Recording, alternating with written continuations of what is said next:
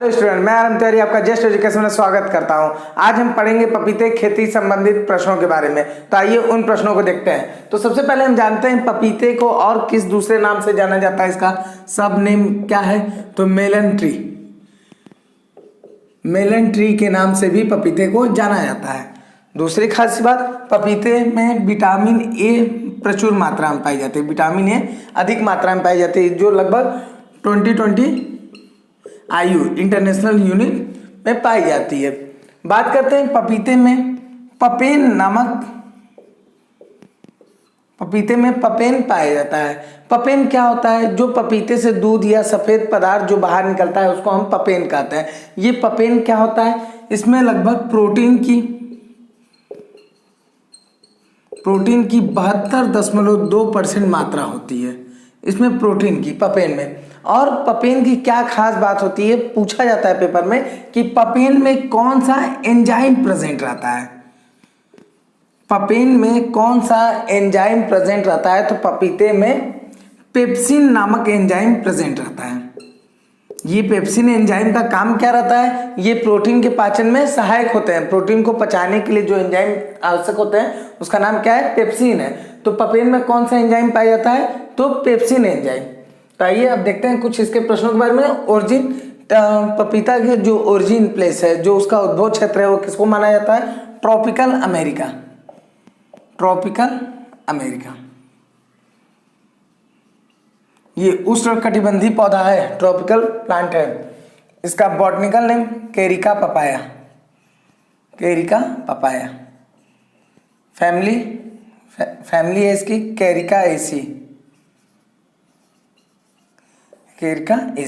Area और production की बात करें तो वर्ल्ड में भारत का फर्स्ट पोजीशन है प्रोडक्शन में पपीते के। और अगर हम बात करें भारत में, तो भारत में आंध्र प्रदेश का एरिया, प्रोडक्शन और प्रोडक्टिविटी में प्रथम स्थान है आंध्र प्रदेश का। बात करें इसके क्रोमोसोम नंबर का, तो इसमें क्रोमोसोम नंबर 2n=18 पाया जाता है। सीड रेट की बात करें तो इसमें सीड रेट टू टाइप के प्लांट रहते हैं, तो इसमें पाए जाएंगे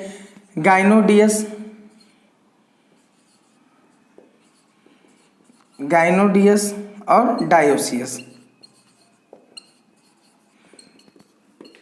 तो गाइनोडियस का 250 से 300 ग्राम प्रति हेक्टेयर और डायोसियस का लगभग 400 ग्राम प्रति हेक्टेयर सीड की आवश्यकता पड़ती है। अब यहाँ आता है कि गाइनोडियस किसे कहते हैं और डायोसियस किसे कहते हैं। ये प्लांट है, ये पपीते का जो गाइनोडियस टाइप का प्लांट है, और डायोसियस। तो गाइनोडियस प्लांट में आप समझ जाइए कि ऐसा पौधा जिसमें एक फ्लावर ऐसा आता है, ऐसा फ्लावर जिसको परफेक्ट फ्लावर कहते हैं, जिसको हम हर्माफ्रोडाइट भी कहते हैं, जिसे आप द्विलिंगी भी कहते हैं। हर्माफ्रोडाइट फ्लावर जो रहता है जिसमें नर और मादा भाग दोनों प्रेजेंट रहे। और डायोसियस में क्या होता है? में नर और मादा पौधे, जो नर और मादा पुष्प रहते हैं, वो अलग अलग पौधे पर जब प्रेजेंट रहते हैं। जब एक पौधे पर नर फूल हो और दूसरे पौधे पर मादा फूल हो, तो इस अवस्था को हम क्या कहते हैं? डायोसियस कहते हैं। तो डायोसियस का सीड रेट क्या है? 400 ग्राम प्रति हेक्टेयर है। जो डायोसियस होता है और जो गाइनोडियस होता है, तो डायोसियस का प्रोडक्शन भी अधिक होता है। इसके जो फल आते हैं वो बेल शेप में आते हैं। किस में आते हैं? बेल शेप, घंटी के आकार के इसके फल आते हैं। इसका प्रोडक्शन अधिक होता है। इसके एक पपीते के अंदर ढेर सारे बीज भी पाए जाते हैं। और जो गाइनोडियस है, इसका प्रोडक्शन कम होता है, इसमें बीज कम पाए जाते हैं। ये कैसा होता है? इलोंगेट, लंबा होता है और पॉइंटेड होता है। तो ऊपर से लंबा होता है, नीचे नुकीला होता है। ये पॉइंटेड शेप का, इलोंगेटेड मतलब लंबा और पॉइंटेड शेप का। पूछता है एग्जामिनेशन में कि किसका प्रोडक्शन अधिक होता है, गाइनोडियस की डायोसियस। तो आपको किस पर टिक करना है? डायोसियस पे। अब बात करें प्लांटिंग टाइम, तो जो ये पपीता रहता है, पपीता का प्लांटिंग टाइम 3 बार हम करते हैं। जुलाई से अगस्त, सितंबर से अक्टूबर और फरवरी। 3 मौसम में इसका हम प्लांटिंग करते हैं। और इसके लिए उपयुक्त मृदा कौन सी है? लोमी सॉइल है, लोमी सॉइल कहिए, एलुवियल सॉइल भी, जो मैदानी क्षेत्र है, गंगा का जो मैदानी भाग है वहाँ भी इसकी खेती अच्छे प्रकार से होती है। और जो साउथ में होती है ब्लैक सॉइल में भी इसकी खेती अच्छे तरीके से होती है। बात करें स्पेसिंग की, तो इसके लिए हम स्पेसिंग कितना रखते हैं? तो गड्ढे का आकार, जो इसके लिए गड्ढा बनाते हैं उसके आकार कितना रखते हैं जिसमें प्लांट लगाना था है? 45 गुणे 45 सेंटीमीटर का एक गड्ढा खनते हैं। और 2 पौधे के बीच का अंतरण हम कितना रखते हैं? 1.8 मीटर से 2 मीटर इंटू 1.8 मीटर से 2 मीटर, मतलब 2 पौधे के बीच में 1.8 मीटर से 2 मीटर के बीच की दूरी, और पंक्तियों के बीच में भी इतनी ही दूरी हम रखते हैं। अब बात करते हैं अगर हम हाई डेंसिटी प्लांटिंग करते हैं। हाई डेंसिटी प्लांटिंग का मतलब क्या होता है? एक बगीचे में जब आपको ढेर सारे पपीते के पौधे लगाने रहें तो हाई डेंसिटी प्लांटिंग में स्पेसिंग कितना रखते हैं? तो 1.25 इंटू 1.25 मीटर। और हाई डेंसिटी प्लांटिंग के लिए कौन सी प्रजाति पपीता की उपयुक्त मानी जाती है? तो पूसा नन्हा। ठीक है, ये ध्यान दीजिएगा। प्रोपोगेशन, इसमें प्रोपोगेशन सीड के द्वारा होता है। प्रोपोगेशन का मतलब होता है प्रवर्धन। इसमें प्रवर्धन किसके द्वारा होता है? बीज द्वारा नए पौधे तैयार किए जाते हैं। इसका कॉमर्शियल प्रोपोगेशन भी बीज द्वारा ही होगा। इसमें एक तरीके से देखा गया अभी रिसर्च करके कि क्लेफ्ट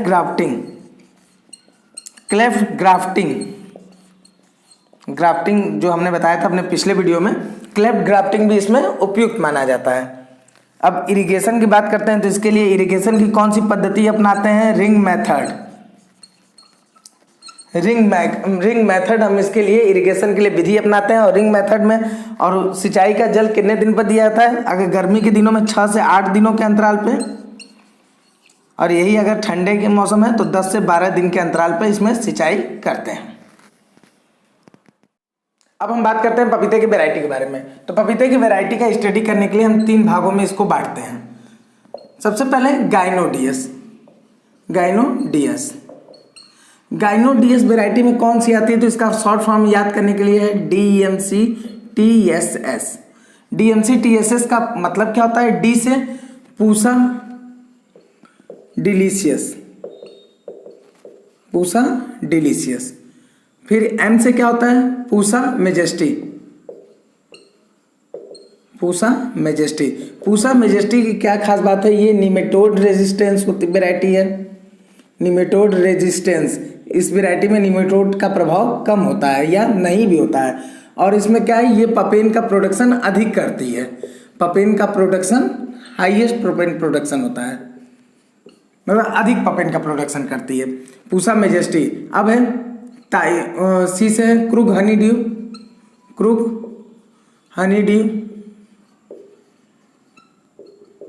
फिर टी से है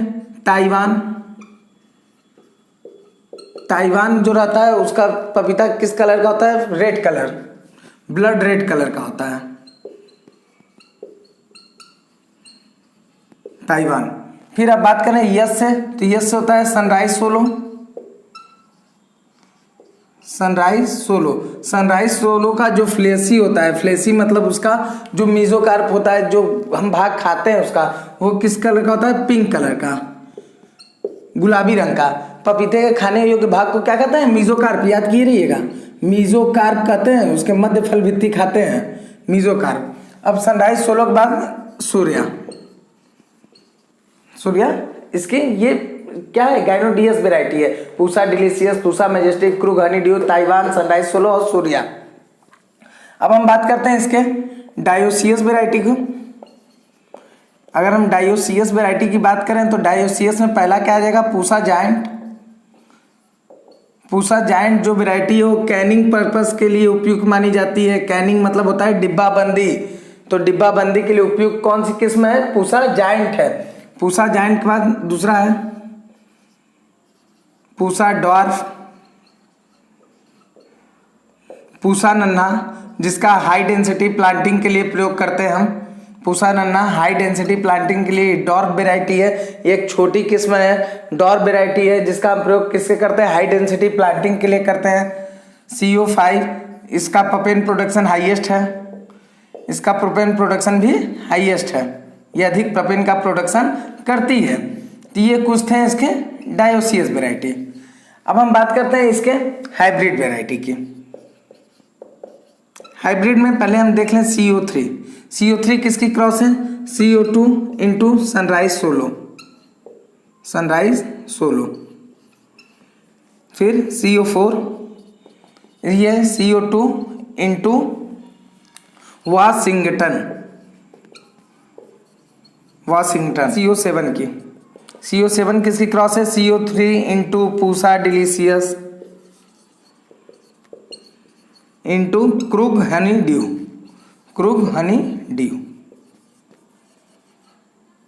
ठीक है। अब हम बात करते हैं इसमें लगने वाले महत्वपूर्ण इंसेक्ट और डिजीज के बारे में। तो इंसेक्ट और डिजीज के बारे में जब हम बात करते हैं तो इसमें महत्वपूर्ण इंसेक्ट कौन सा लगता है? रेड स्पाइडर से ग्रसित जो फल होता है वो कैसा हो जाता है? खुरदुरे हो जाते हैं और काले रंग के हो जाते हैं। बात करें इसमें फंगल डिजीज कवक जनित रोग कौन सा लगता है? तो सबसे पहला एंथ्राकोनोज में क्या होता है? जो ये भी एक कवक जनित रोग है, जो एंथ्राकोनोज से ग्रसित पौधे होते हैं, जो भाग ग्रसित होता है वो अंदर की तरफ धंस जाते हैं और फल पकने के पहले ही गिर जाता है। ये किसके कारण लगता है? कोलियोट्रोटिकम स्पीसीज के कारण लगता है, नामक कवक स्पीसीज के कारण लगता है। बात करें डैम्पिंग ऑफ डिजीज, नर्सरी वाले पौधे में डैम्पिंग ऑफ डिजीज लगता है। ये किसके कारण लगता है? पीथियम स्पीसीज के कारण। डैम्पिंग ऑफ डिजीज में क्या होता है? अगर पौधे के तना के पास नमी की मात्रा अधिक है तो पौधे के तने क्या होते हैं? गल के गिर जाते हैं और पत्तियां पूर्ण रूप से सूख जाती हैं और पौधे मर जाते हैं। तो ये डैम्पिंग ऑफ डिजीज किसके कारण होती है? पीथियम स्पीसीज के कारण लगती है। अब हम बात करते हैं वायरल डिजीज की। तो इसमें वायरल डिजीज कौन सी लगती है? विषाणु जनित कौन सा रोग लगता है? तो पपाया मोज़ेक वायरस में क्या होता है? पत्तियां छोटी पड़ जाती हैं, पत्तियां छोटी हो जाती हैं, सिकुड़ जाती हैं, ग्रसित फल जो रहते हैं वो गिर जाते हैं। ये किसके कारण? इसका वेक्टर क्या है? एफिड है।